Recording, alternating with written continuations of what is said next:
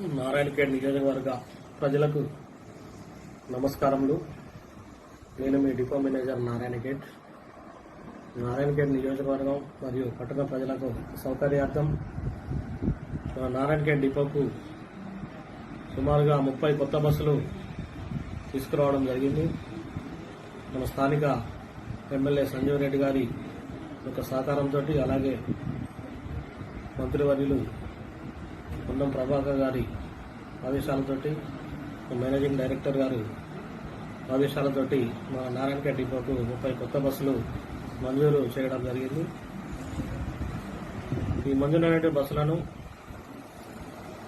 ప్రయాణికులకు అందుబాటులో ఉంచుతూ వారికి సౌకర్యవంతమైన బస్సులను, ప్రయాణాన్ని అందించాలని మేము లక్ష్యంగా పెట్టుకున్నాము. కాబట్టి ప్రయాణికులు, ప్రజలందరూ కూడా ఆర్టీసీ బస్సుల్లోనే ప్రయాణించాలి.